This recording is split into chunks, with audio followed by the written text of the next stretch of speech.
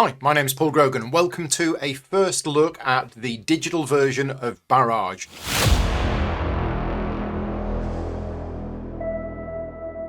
This board game is published by Cranio Creations, who contacted me and offered me a Steam key for this game, so I said thank you very much. And I'm just going to dive in and I'm going to show you basically what the game is about, and I'm probably just going to go through the tutorial today, but this will give you an idea of what it is. This app is actually available right now. It's on Steam. It was released a couple of days ago, and I'm going to be doing a little bit of a giveaway as well. Cranio Creations have given me a second Steam key of this game, so I will be doing a giveaway for it. Basically, check out the link in the description of this video, and you will find the details on how to enter that contest. One thing I did want to mention is that this is not a sponsored video. I was sent a key to the game, but I'm not being paid any money for creating this video, so yeah, full disclosure there. Right, let's dive in, and the first thing is I'm in red. I don't want to be in red, but there's a little colour dropper, so let's see if I can change the colour. Oh, I can. Oh, pink, green, yellowy orange, boring grey, white, red. Let's go with that. It's the closest to teal. Right, yeah, we're going to go through the tutorial first, because it's been a while since I've played the board game, so we're just going to go through this and, yeah, see how good the tutorial is for the game. So we have these various options. Let's go through basic concepts. Let's see what it is. I do like the graphics of the game, and the sounds are quite nice as well. I don't know how long it's going to load for. Here we go. Right, welcome to the first Barrage tutorial, where you will learn the basics of the game and the technologies at your disposal. Well, straight away I'm looking at the screen and I'm going, whoa, that's a lot of information. That's enough to put most computer gamers off, I would have thought. But if you're a board gamer, which you probably are if you're going to get this app, then yeah, it's probably okay. I like it. I like the aesthetics of it, so that looks nice. Be aware, from the start, Barrage is a complex game. It will probably take you a couple of games really, before you fully grasp its mechanics. But don't worry, let's start with the basics. Barrage is a victory point based game. The economic engine you build during the match, it's calling it a match, it's a bit weird, will allow you to convert your resources into precious victory points. Naturally, at the end of the game, the player with the most victory points will be the winner. Sure. There are several ways to earn victory points: producing energy during the game. Okay. Oh, right, it's highlighted that bit. Reaching objectives at the end of each round. Where is it? Oh, that's these. Okay, so producing energy was that. This is reaching the objectives. It is coming back to me. Gaining incomes by constructing structures, which is down here, okay. Signing contracts through energy production. That's this. It's nice that it's moving around. Down here, using special text that grant victory points. And achieving a special objective at the end of the game, which I think is this bit. Yeah, this bit. Okay. So lots of ways of getting points. And counting leftover resources at the end of the game. Each match unfolds over 5 rounds, represented by these objectives. Don't worry about their meaning for now. You'll have plenty of time to learn. Each tile represents a round. When a round ends, the objective disappears, making way for a penalty. For example, right now we are in the 3rd round. Okay, yeah, because I can see the penalties there. Each round is further divided into a variable number of turns. In each turn, the active player performs one action and then passes the turn. You can see the turn order at the top. In this case, example, you will play before your opponent, the orange player. Okay, so it's made me green, which is a shame because I didn't want to be green, I wanted to be blue. So it's odd that it's made me green when I said blue at the start. But anyway, mastering the turns is the key to dominating Barrage. Let's see how. So it's highlighted this: 12 workers. During each turn, you must perform one and only one action. There are several types of actions. Some only become available as the number of players increases, but all of them require you to send engineers to carry them out. Okay, so the engineers are the workers.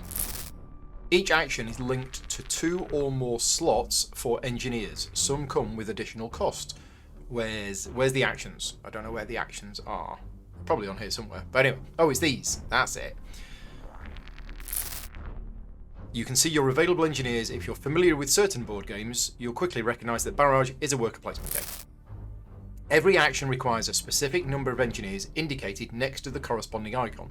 Now, it's not highlighting it, but that's these. So to do this action requires 2 engineers, to do this one costs 1, and if it's red, I think you have to pay a cost. Here we go. For example, to perform this production action, you must send 2 engineers, or, if someone has already performed it, 3 engineers plus 3 credits as an extra cost. Okay, so if it's in red, you have to spend 3 credits. Since it's your turn, let's walk through an example. This action, which costs 1 engineer, allows you to obtain new machinery, valuable resources for building structures. Click on the slot next to the action to purchase new machinery. Okay, clicked, done. So this pop-up summarises the effect of the action you're about to take. In this case, you pay 2 credits to gain an excavator. Yeah, which is that. So that's the symbol for credits, that's the symbol for an excavator. Confirm the action. Sure. There we go. We now have 6 excavators. It says your available resources have been updated after confirming the action. Now you have 1 more excavator. Yep. Moreover, from now on, if you or your opponent want to perform this action, you have to pay 3 extra credits yet because of the red border. Got it. Now that you've completed the action, you can pass the turn to your opponent, who will then perform their chosen action. Click here to pass the turn. When it says here, it actually means here. You can observe what your opponent does during their turn before it's your turn again. So he's gone here and taken a contract. He's taken the contract and it's gone there. Yeah. If you missed your opponent's move or want to review what happened, the log records all actions taken. For example, your opponent has just secured a contract, a valuable element that will provide them with future bonuses. But now, just remember the key information. This is your resource area, which includes your remaining engineers, your credits, your machinery, which is excavators and concrete mixers. More games should have concrete mixers. Yeah, definitely. What you've just done is 1 turn. When you and your opponents have used all of your engineers, the round ends. Only then will you retrieve your engineers and move on to the next round. Continue to the next tutorial to learn about the other actions, including the most crucial one, energy production. Do you want to proceed to the next tutorial? Yes. Okay, so my initial impressions are quite good. The interface is really nice, it's smooth, everything was very clear on screen. So let's go through the rest of them. So we're going to explore the core concept of Barrage, which is energy production. Producing energy is the key to victory and the way to convert your economic engine into victory points and hard-earned credits. So the energy you produce through production actions is stored here in the energy bar. This bar interacts with end-of-round objectives, which you'll learn about in the upcoming tutorials. When you break it down, producing energy is just another action, like the one we saw in the previous tutorial, but there are a few important points to consider. ... First of all, you need the necessary infrastructure for production. This consists of 3 elements, a dam, a conduit, and a powerhouse. And it's highlighting these. So this is the dam, this is the conduit, and this is the powerhouse. For the infrastructure to work, the dam and the powerhouse must be connected by a conduit, like in this example. Dam here, conduit connected. Yeah, got it. It doesn't matter if the conduit doesn't reach the powerhouse directly, okay? What matters is that it reaches the area where the powerhouse is built. Oh, in other words, it's connected to this area here rather than specifically connected to that. Right, got it. Apart from a few neutral dams present at the start of the game, you'll need to build the rest of the structures yourself, but we'll tackle that in the next tutorial. Okay, for now, just remember, to produce energy, the powerhouse must belong to you, but the dam and the conduit are more flexible. For example, a valid combination could be using a neutral dam, or even a conduit owned by another player. Yes, that's one of the key rules of the game that I remember. It has to be your powerhouse, and it can either be yours or a neutral dam, but it can be anybody's conduit, and you pay them to use it, I think. With the infrastructure in place, the only thing missing is the precious water. In Barrage, water is a neutral resource present on the map, flowing downstream along the rivers until it reaches a dam capable of stopping it. You can't own water, but if you manage to capture it in a reservoir linked to your infrastructure, you can use it to produce energy. Let's try it out. I'll send you a water drop into your dam so you can experiment. Cool. Pass your turn. I'll perform an action to make the water flow. Okay. Here we go. So there's an action. Water is flowing. Oh, that's quite cool. There we go. Water has flown. Water has flowed. There. Now that you have water available, it's time to use it. These are the energy production actions. Well, these, turbine station. Right. Select the one indicated to continue. So 2 engineers. Oh, right. As you can see, the system has automatically chosen the infrastructure that you have. If you ever need to choose a different one, you can simply select it on the map. Okay, that's nice. So it's chosen my dam, the water there, then there's a conduit. Don't know what the 3 is. Then there's my powerhouse, and then there's a 3 at the end. We'll see. We'll see what it does. At its core, the production action converts water drops into energy. The top part of the pop-up shows the calculation used. First, multiply the number of water drops, 1, by the conduit's value, which I guess is the 3. Yeah. The number shown on the map next to the conduit. Okay, I can't see that on the map. I'm not seeing a number 3 there, but apparently there's a 3.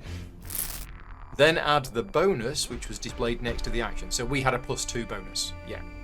I don't know why I've got an extra +1. Oh, any additional bonuses from having built enough powerhouses. Here, +1. Okay, so because I've built some powerhouses, I've got an extra +1. Got it. With this setup, you will produce a total of 6 energy, which is not bad. The energy you produce can also be used to fulfill contracts. Contracts have a minimum energy production requirement, which is not spent, just counted, and 1 or more rewards. Yeah, so the contract is as long as you produce a certain amount of energy, but it doesn't spend that energy.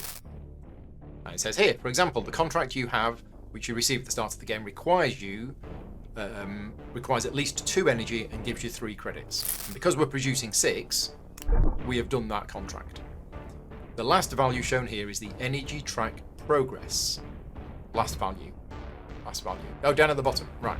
Some contracts or effects allow you to advance on the track without affecting contract calculations. For now, you can ignore it. Good, because I didn't understand what that meant. Click confirm and watch the magic happen. So, there you go. Done. Water's gone down, gone into there. 6 energy. Pop, pop, pop, pop, pop. Right, we've produced 6 energy. We've done the contract. We got 3 credits. Did you notice the energy you produced has been added to the energy bar at the top, which will be used at the end of the round to determine income and the new turn order. Past the turn again, I want to show you other useful production related actions. Okay. What's it doing? Doing stuff. Okay, you might have noticed that once fulfilled, contracts disappear from your hand. Luckily, there's a way to draw new contracts for future production rounds, which is over here. With this action, you can collect a new contract and keep it for later. Try selecting it now. So this one engineer. Pick up to 1 available contract. Choose a contract you can realistically fulfill in upcoming turns. For example, you currently have 1 water drop. Do I? Oh yeah, here. And a conduit with a value of 2. So it should be easy to complete this value 2 contract. Click on the contract. Okay, confirm the action. Done. Nice. Perfect. Now the contract is yours, and only you will be able to fulfill it with your future productions. Pass your turn again. Pesky other players doing stuff. Ooh, also producing. Okay, water's going down. Done a contract, got loads of stuff. Got bonus energy. Okay. Right, now let's talk about water management actions, my favourite part of all board games. Water naturally flows from head streams to plains. Each round, a set number of water drops flows automatically, as shown here. 2, 1, 0 and 3. I think that changes as well. However, you can also generate new water drops through these actions. 2 drops that will flow at the end of the round, or 1 drop that flows immediately. Ah, right, okay, so choose this action. So this is 2 water drops, but that will flow at the end of the round. And I choose up to 2 head streams on the map. Select the head stream to fill, choose carefully, make sure the water will flow into a river leading to your dam. Now, because I know the board game, I kind of know how this works, but it's not told us. So I'm just going to click one randomly and see what happens. Okay, it's let me do that. And I'm going to click another one randomly. Okay, it's let me do that. So we'll just confirm. We'll see what happens. Starting from the next round, you'll benefit from the new water drops you placed. Well, unless I put them in completely the wrong place.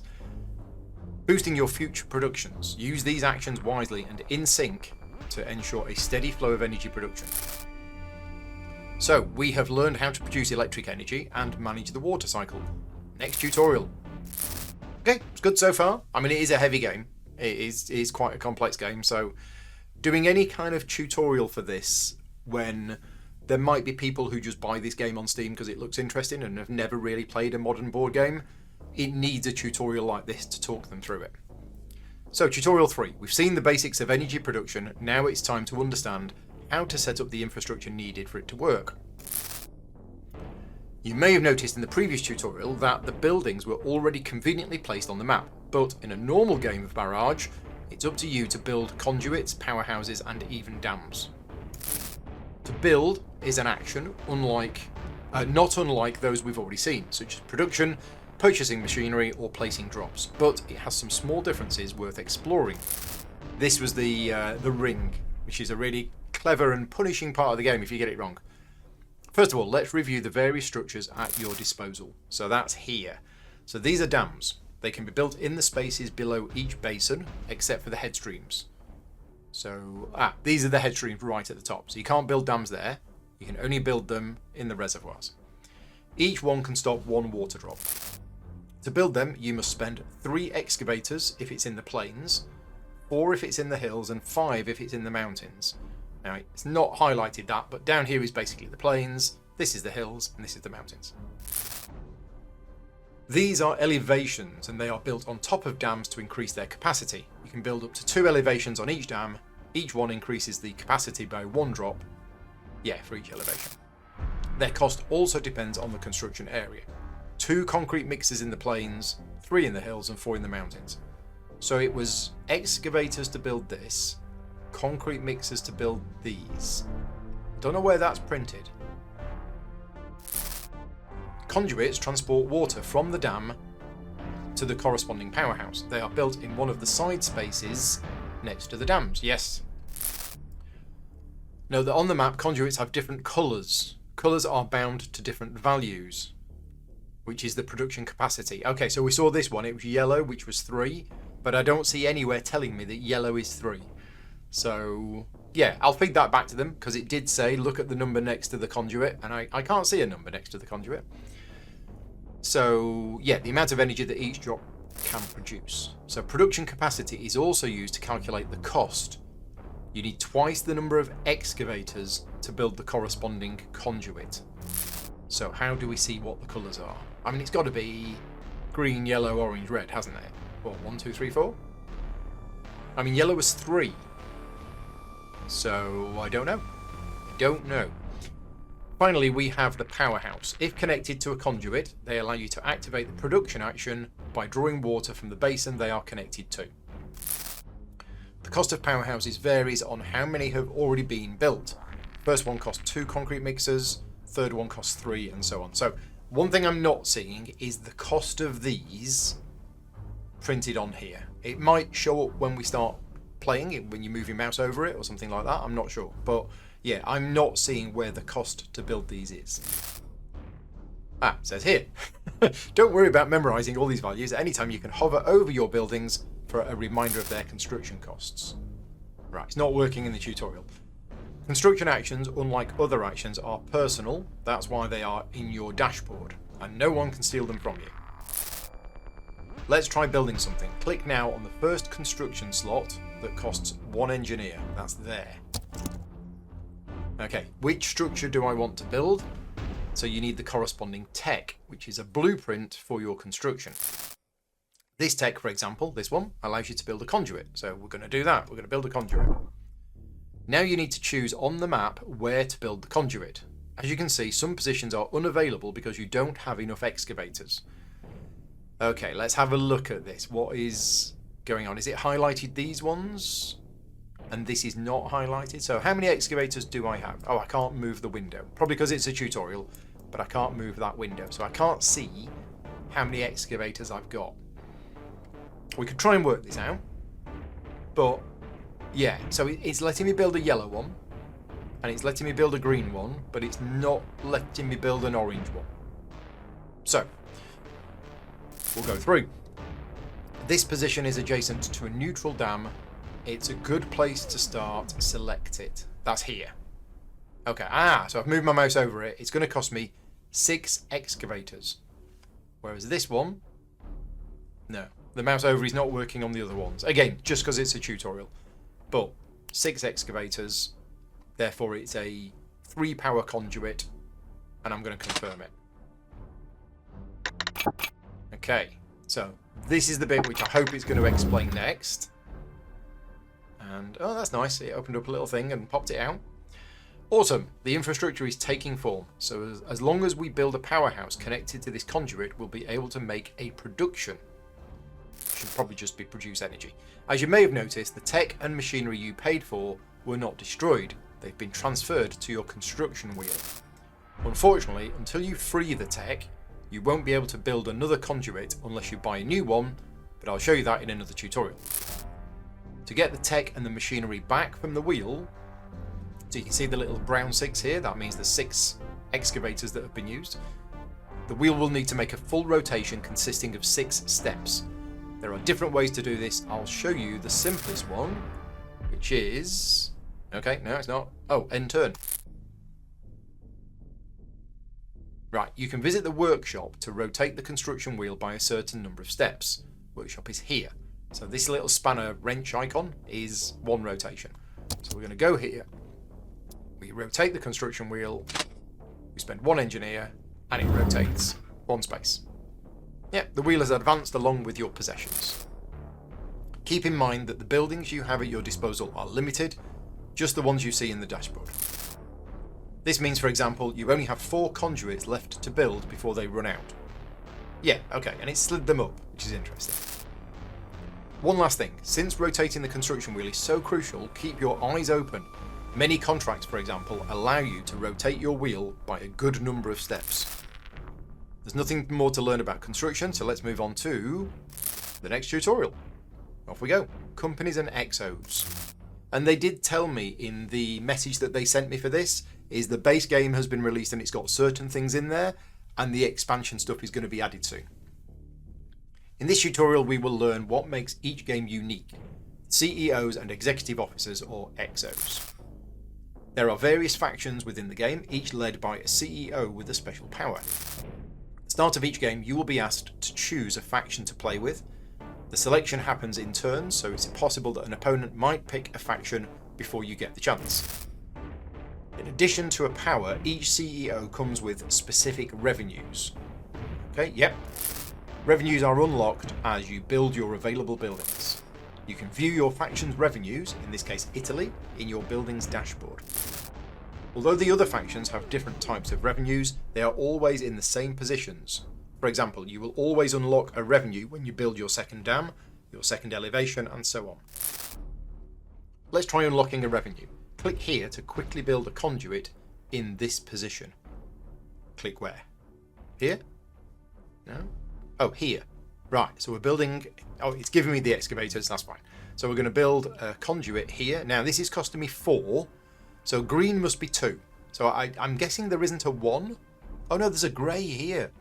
Maybe grey's 1. Yeah, that's it. Grey's 1, green is 2, yellow is 3, orange is 4, red is 5. I wish it would have told me that in the tutorial. So, we're building a conduit here. We're using... Yep, this, and... Done. 4 excavators, and the wheel turns every time you build something. There we go, we have a conduit. When you unlock a revenue, you receive it immediately, and then after that, you will gain it again at the start of each following round. So basically, we can accept either an excavator or a concrete mixer, and we're going to accept the excavator.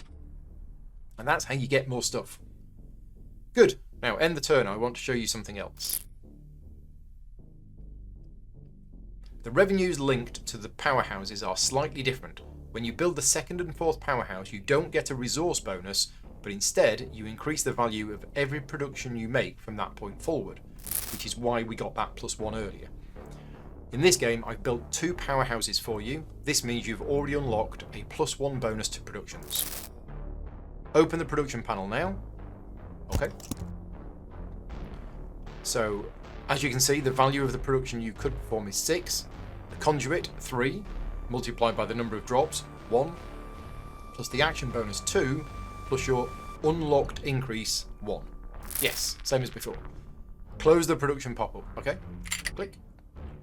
When you build your 3rd powerhouse, you unlock your CEO's ability.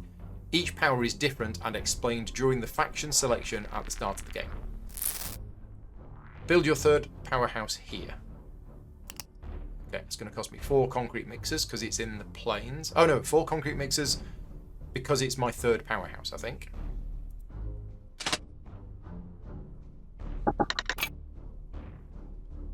There we go. It is built. Your ability is now active and it will remain so for the rest of the game. In this case, since you're playing as Italy, your ability states that every time you produce, your counter on the energy track moves forward by 3 positions. Okay. End your turn. Let's see your ability in action. Okay. Well, let's do it. Let's produce. So we're going to open the production panel. It's automatically going to select this water from here, which is in the neutral dam going through my conduit, going through my powerhouse, and it's basically generating 6 power. I'm going to fulfill this contract, but I'm going to get an extra 3 bumps because of my Italy power.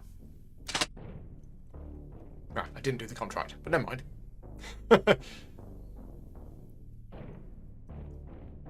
There you go. Went up to 9.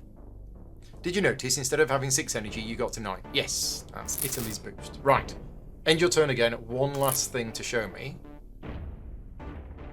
CEOs aren't the only thing that defines your games. There are also executive officers, or XOs. I don't remember this part of the game. XOs do not belong to a specific faction, but at the beginning of the game they are drawn and randomly assigned to the available factions. You can see the XO you're playing with along with their effect here. Okay, hover over the XO's portrait to view their effect. I'm doing that.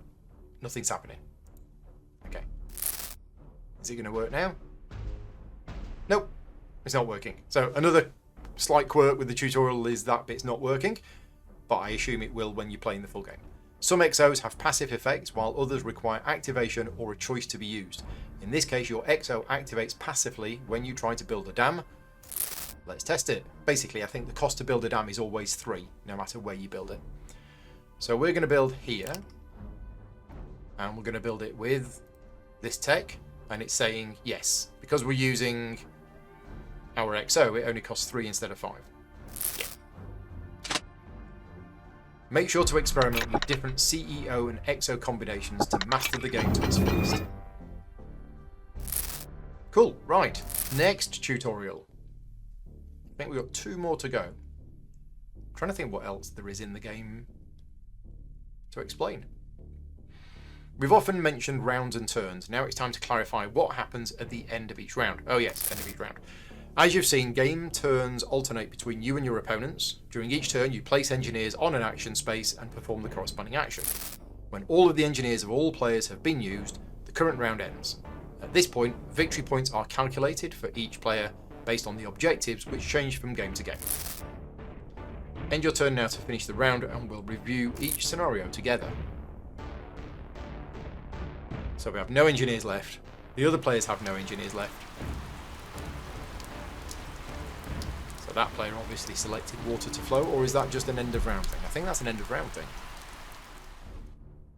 We'll see. Right, what is going on here then? We have a new turn order. Is it going to tell me? Yes, it is. Points are primarily calculated according to where each player stands on the energy track. This means that producing a lot generally allows you to earn more points. First, each player receives credit based on the last credit threshold they surpassed on the energy track. For example, you produced 8 and therefore you passed the 4 space. Oh, sorry, passed the 4 credit threshold, which is space 7, which means I get 4 credits. The player who produced the most, in this case you, gets 6 victory points for coming first in the production race. The second player gets 2, okay? Anyone who remains at 0, like the green player, loser, loses 3 victory points. However, they also get 3 credits as a compensation. The points tied to the round's objective also depend on where you are on the energy track. So that's this. The energy track is divided into 5 numbered sections. Are they numbered? Oh yeah. Are they?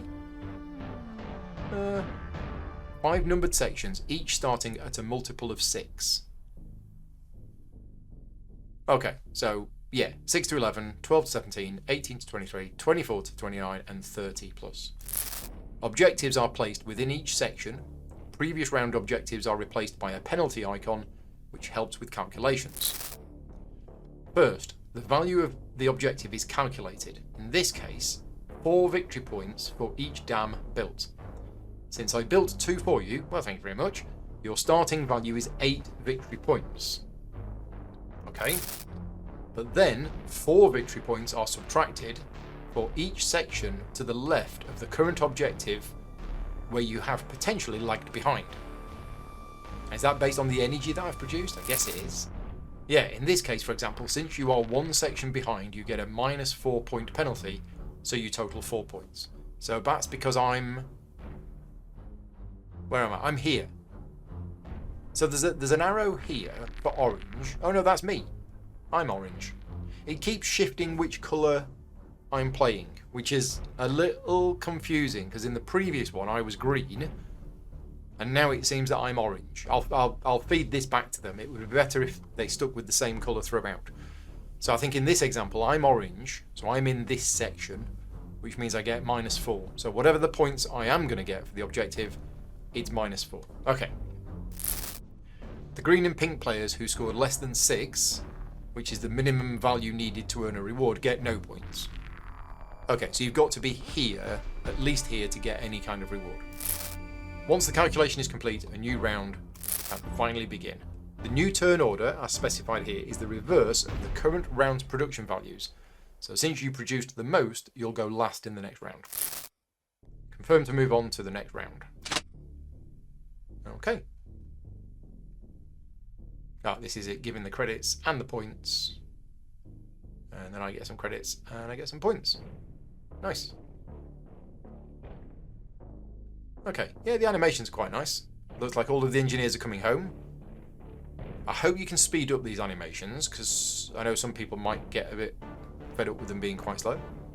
As you can see, all your engineers have been returned and credits have been assigned. However, all players are reset to 0 on the energy track, and the current objective is removed, making it harder to reach the next one. When 5 rounds have passed, the game ends. In addition to scoring the final round's objective, there is an additional In addition to scoring the final round's objective, there is an additional final objective which you can view here. Now I can move my mouse over that, but of course it's hidden behind the tutorial text. Just like the round objectives, the final objective changes from game to game. Hover over it. Yep, did that. Can't see it. I mean, I can read it. That's all there is to know about rounds and the end of the game, so we're moving on to the last tutorial.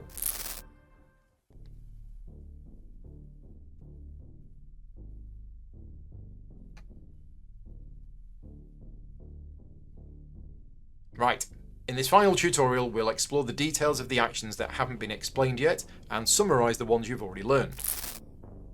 These are the construction actions. As you've learned, they are private and they're used to place your buildings on the map. Yes, the first one you do will cost you 1 engineer, second one will cost you 2, third one 3, the fourth one 3 engineers and 3 credits.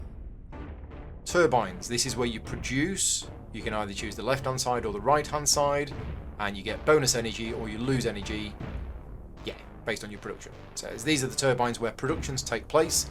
They're used to process water drops and generate valuable energy. Note that some production actions, as well as other actions in the game, depend on the number of players. In a 2-player game, you'll have fewer options available.